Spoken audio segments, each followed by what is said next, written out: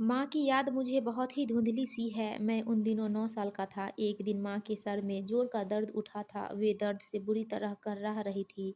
पिताजी पड़ोस में रहने वाले मोहन काका के साथ माँ को अस्पताल लेकर गए थे। अगली सुबह जब मेरी आंखें खुली तो घर में बहुत से लोग जमा थे। आदमी लोग भले ही पिताजी के पास चुपचाप बैठे थे, लेकिन औरतें दादी के गले लगकर खूब रो रही थी। मैं उस भीड़ में अपनी माँ को ढूंढ रहा था, लेकिन वे कहीं दिखाई नहीं दे रही थी। सबको इस तरह रोता देखकर मैं भी रोने लगा। फिर रोते हुए दादी के पास जाकर पूछा, माँ कहाँ है? तो दादी मुझे सीने से लगाकर जोर जोर से रोने लग गई। मेरी समझ में कुछ नहीं आ रहा था। अपने सवाल का जवाब ना पाकर जब मैं पिताजी से पूछने बाहर आंगन में गया तो उन्होंने भी बिना कुछ बोले मुझे बाहों में भरकर सीने से लगा लिया। मेरे कुछ कहने से पहले ही मोहन काका के इशारे पर उनका बेटा राहुल मुझे उठाकर अपने घर ले गया। वहीं उसने मुझे नाश्ता करवाया और कई घंटे तक बैठाए रखा। उसके बाद तो कई दिनों तक घर में अक्सर लोगों का आना जाना लगा रहा, लेकिन माँ लौट कर नहीं आई। फिर कई दिनों तक माँ का इंतजार कर कर और उनके बारे में सवाल पूछ पूछ कर भी जब मैं कुछ जान न सका तो मैं अक्सर जिद करके और रोने लगा। तब एक दिन दादी ने समझाते हुए बताया कि मेरी माँ अब कभी वापस नहीं आएगी। यह सुनकर मैं हैरान रह गया। मुझे बिना बताए मुझे यहाँ छोड़कर माँ कैसे कहीं जा सकती है? मेरे इस प्रश्न के उत्तर में दादी हर रोज़ एक नई कहानी सुना देती। हर रोज़ उनकी कही नई बात, नई कहानी से मुझे यकीन हो चला था कि माँ अब लौट कर आने वाली नहीं। उन दिनों में जब कभी भी रोते हुए कहता कि मुझे भी माँ के पास जाना है, तो दादी या पिताजी मुझे प्यार से गले लगाकर कहते, बच्चे वहाँ नहीं जा सकते, तभी तो माँ अकेली चली गई है। उन दिनों में बड़ी ही अजीब मनोस्थिति से गुजर रहा था। मेरी समझ में कुछ नहीं आ रहा था। बस कभी माँ पर और कभी रोज़-रोज़ नई कहानियाँ सुनाने वाली दादी पर मुझे रह रह कर गुस्सा आता था। मैं दिन भर खींचता, चिड़चिड़ाता, जिद करता और रोता रहता। उधर पिताजी भी बहुत परेशान व उदास रहने लगे थे, क्योंकि वे तो बड़े थे। माँ फिर भी उन्हें साथ लेकर नहीं गई थी। पिताजी से कुछ पूछने कहने की हिम्मत ही नहीं होती थी। वैसे वे घर पर ज़्यादा रहते ही कहाँ थे। सुबह से देर रात तक काम के सिलसिले में घर से बाहर ही रहने लगे थे। दिन भर चारपाई पर बैठकर माँ पर हुक्म चलाने वाली दादी पर एकाएक घर का सारा काम आ पड़ा था।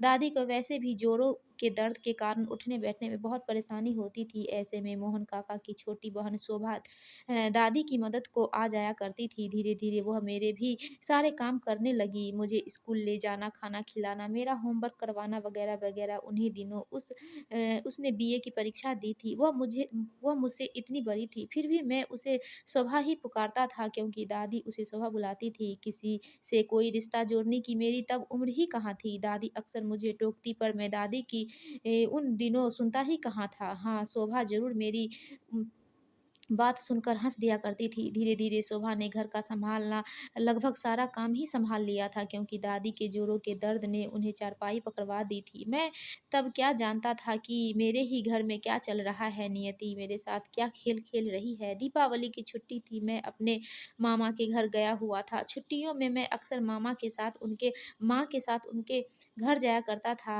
उस बार मामा स्वयं मुझे लेने आए थे। 1 सप्ताह बाद पिताजी के साथ जब मैं घर लौटा तो देखा कि शोभा घर में सुंदर गोटे किनारे वाली सूट और ढेर सारे गहने पहने, बालों का जूड़ा बनाए आंगन में दादी के पास बैठी उनके पैरों की मालिश कर रही है। शोभा उन सब चीज़ों में बहुत सुंदर लग रही थी। मैं शरारत से मुस्कुराते हुए उसके पास जाकर पूछा, शोभा क्या तुम्हारी शादी हो गई? तभी दादी मुझे प्यार से अपने पास खींचते हुए कहा, शोभा नहीं माँ कह, अब यह शोभा नहीं तेरी माँ है। अब यह यहीं रहेगी तेरी देखभाल के लिए। इतना सुनते ही मुझे जैसे बिजली का करंट सा लगा। पिताजी ने रास्ते भर मुझे कुछ नहीं बताया था। मैं अपने जीवन में आए इस परिवर्तन को पचा नहीं पा रहा था। आँखों से आँसू लिए घर के अंदर भागा तो वहाँ दीवार पर माँ की तस्वीर की जगह पिताजी और शोभा की मुस्कुराती हुई तस्वीर टंगी थी। अब मेरे पास किसी से कुछ पूछने को बचा ही नहीं था। मैं समझ गया कि इन तीनों ने मिलकर मुझे घर से दूर भेजकर यह खेल खेला है। मेरी रुआई फूट पड़ी, गाल आँसुओं से भीग गए। मैं घर से भागा और भागता चला गया। मुझे कुछ सूझ ही नहीं रहा था। आखिर हार कर पेड़ के नीचे बैठ घुटनों में सिर देकर रोने लगा और देर तक बैठा रोता रहा। जल्दी ही पिताजी मुझे ढूँढते हुए वहाँ आ गए थे। वे चेहरे से बहुत दुखी लग रहे थे। मैं चुपचाप उठकर उनके साथ चल दिया। मेरे पास और कोई रास्ता भी तो नहीं था। उनके साथ ना जाता तो उस उम्र में अकेला कहाँ जाता। मैं घर तो आ गया, लेकिन अब मेरे जीवन में परिवर्तनों का सिलसिला शुरू हो गया था। हर रोज़ कुछ बदल रहा था। माँ के बाद पिताजी के साथ सोने वाला मैं अब दादी के साथ सुलाया जाने लगा था। दादी के पास मुझे नींद नहीं आती थी। अगर किसी दिन जिद करके पिताजी के पास सो भी जाता तो भी सुबह उठता दादी के ही कमरे में था। शोभा जिसे मैं माँ कभी ना कह सका, उसका दखल अब घर में ज़्यादा हो गया था, जो मुझे बिल्कुल अच्छा नहीं लग रहा था। शोभा जितना मेरे पास आने की कोशिश करती, उतना ही मैं उससे दूर होता जा रहा था। बचपन का भोला मन पता नहीं क्या क्या सोचने लगा था। सही और गलत का विवेक उस उम्र में था ही नहीं। मैं परिवार में सब किसे कटा-कटा अपने में ही गुमसुम सा रहने लगा था। दादी की बात-बात पर मुझे शोभा की तरफ धकेलने की कोशिश मुझे दादी से भी दूर करने लगी थी। पता नहीं क्यों मुझे लगता था कि मेरी देखभाल तो मात्र बहाना है। शोभा दरअसल हमारे पूरे घर और घर के लोगों पर कब्ज़ा करना चाहती है। मेरी देखभाल तो वह पहले भी करती ही थी। इसके लिए उसे पिताजी के साथ शादी करने की क्या ज़रूरत थी? मेरा इस दुनियादारी, रीति-रिवाज, रिश्तों के ताने-बाने जैसी बातों को समझने को तैयार ही नहीं था। शोभा हमारे घर में सब पर अधिकार जमाने और मुझे पिताजी से छीनने आई है। यह बात मेरे मन में कहीं गहरी बैठ गई थी। उस पर लगा सौतेली होने का ठप्पा मुझे ठीक से कुछ सोचने ही नहीं देता था। स्कूल में दोस्तों से सुनी जा रही सौतेली माँ की कहानियाँ, बातें और ताने मेरे मन में शोभा के सौतेलेपन को कठोर बनाते जा रहे थे। पिताजी से तो मैं उसी दिन ही दूर हो गया था जिस दिन उन्होंने शोभा को मेरी माँ की जगह दे दी थी, और मुझे अ, अपने इस निर्णय में शामिल करना तो दूर, मुझे इस बारे में बताया तक नहीं था। वैसे भी बीते वर्षों में मुझे कई बार लगा कि पिताजी मुझसे बहुत कुछ कहना चाहते हैं। वे अपनी स्थिति स्पष्ट करना चाहते हैं, या शायद अपनी मजबूरियाँ मुझे बताना चाहते हैं, लेकिन कह नहीं पाते। पता नहीं यह उनका संकोच है या उनके प्रति मेरा रूखा व्यवहार है जो उन्हें ऐसा करने से रोकता है। बरसों बाद पास के शहर में मेला लगा तो सब दोस्तों ने सर्कस देखने का प्रोग्राम बना लिया। पिताजी काम के सिलसिले में 4 दिनों के लिए बाहर गए थे।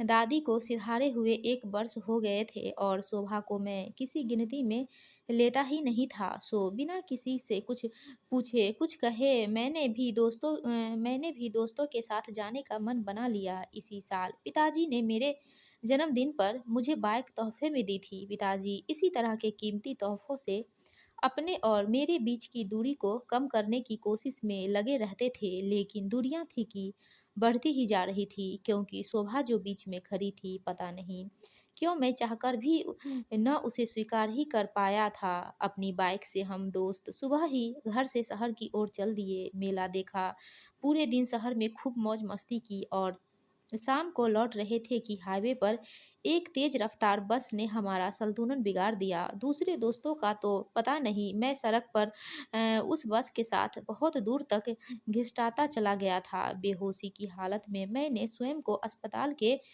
बिस्तर पर पाया। कब किसने कैसे मुझे अस्पताल पहुंचाया मुझे कुछ पता नहीं। पट्टियाँ में बंधा दर्द से निढाल था मैं, और मुझे खून चढ़ाया जा रहा था। मेरे आस-पास कोई नहीं था। तभी एक आवाज़ मेरे कानों से टकराई, "प्लीज़ डॉक्टर साहब, कुछ भी करके मेरे बेटे को होश में लाइए। यह हमारी इकलौती संतान है, हमारे जीने का एकमात्र सहारा है।" एक औरत रुआसी स्वर में गिड़गिड़ा रही थी। मैंने अपनी पूरी ताकत से अपनी बोझिल पलकें उठाकर आवाज़ की दिशा में देखा। वह औरत कोई और नहीं, शोभा थी। मुझे अपनी आँखों पर विश्वास नहीं हो रहा था। इतनी बेबस, परेशान, दुखी और आँसू बहाती और डॉक्टर के आगे हाथ जोड़कर गिड़गिड़ाती शोभा का यह रूप मुझसे देखा नहीं गया। मैंने अपनी आँखें मूंद ली। बचपन से अब तक का जीवन आँखों के सामने चलचित्र की भांति घूम गया। शरीर का दर्द कहीं पीछे छूट गया। दिल में एक टीस सी उठी। मुझे अपने जीवन का एकमात्र सहारा, अपनी इकलौती संतान कहने वाली को मैंने तो कभी माँ का दर्जा ही नहीं दिया। मन आत्मग्लानि से भर गया। शायद किसी दोस्त राहगीर या पुलिस ने घर पर खबर कर दी थी। शोभा रात में अकेली कैसे, किस हाल में खबर पाते ही यहाँ पहुंची, कुछ पता नहीं। मैं अपने आप को धिक्कारने लगा, आंखों से पश्चाताप के आंसू बह निकले। ज़्यादा कुछ सोचने की स्थिति में मैं हूँ ही नहीं। एकाएक दिल और शरीर से दर्द की एक लहर सी उठी और मैं माँ कहकर कर्रा उठा। नर्स शोभा के पास जाकर बोली, लगता है आपके बेटे को होश आ गया है, वह आपको पुकार रहा है। शोभा एक आह भरते हुए बोली, मुझे नहीं पुकार रहा, मुझे तो वह शोभा कहता है। आप तो कह रही थी कि यह आपका इकलौता बेटा है, नर्स ने हैरान होते हुए पूछा। उत्तर में वह कुछ नहीं बोली। क्या कहती, क्या समझाती वह उस नर्स को? नर्स ने भी कुछ और नहीं पूछा। वर्षों से हर रोज नए नए मरीजों की देखभाल में लगी रहने वाली नर्स के पास उसके जीवन में झांकने का समय ही कहाँ होता है। नर्स बाहर चली गई। मैंने एक ममतामयी स्पर्श माथे पर महसूस किया, जिसके लिए मैं बरसों से तरस रहा था, जो मेरे पास था लेकिन मैं ही उससे दूर भागता रहा। उस स्पर्श में जादू था जो धीरे धीरे मेरे दर्द को सुलाकर मेरी चेतना जगा रहा था। सुबह जब ठीक से होश आया तो पिताजी मेरे सामने खड़े थे। मुझे जगा देखते ही उनके अंदर मेरे प्रति वर्षों से जो आक्रोश दबा था वह फूट पड़ा। यह वर्षों से चली आ रही इसकी जिद, इसकी मनमानी का ही नतीजा है। किसी को कुछ समझता ही नहीं। अरे माँ सौतेली है लेकिन बाप तो तेरा अपना है, लेकिन नहीं। गुस्से में वे और भी न जाने क्या क्या बोलते जा रहे थे। शोभा पिताजी को चुप कराती हुई बोली, देखो, देख नहीं रहे बेटा कितनी तकलीफ में है, ऐसे में गुस्सा करना जरूरी है क्या? बच्चा है, मन हुआ तो दोस्तों के साथ चला गया, सारी गलती तो उस बस वालों की है। और आप तुम आज भी इसकी वकालत कर रही हो, जबकि यह तुम्हारे किसी गिनती में लेता ही नहीं। बेटा बेटा कहते तुम्हारा मुंह सूखता है। एक यह है कि जिसने तुम्हें कभी, पिताजी अपना वाक्य भी पूरा नहीं कर पाए थे कि मैंने माँ कहते हुए शोभा का हाथ पकड़ लिया। मेरी आंखों में पश्चाताप के आंसू थे। माँ और पिताजी की आंखें भी नम हो गई। मैं आगे कुछ बोल ही नहीं पाया, मेरे आंसू सब कुछ कह गए थे। पिताजी फौरन बाहर चले गए, शायद अपनी आंखों में आए खुशी के आंसुओं को वे किसी को दिखाना नहीं चाहते थे। दोस्तों, आपको यह कहानी अच्छी लगी तो प्लीज़ हमारे वीडियो को लाइक कीजिए और चैनल को सब्सक्राइब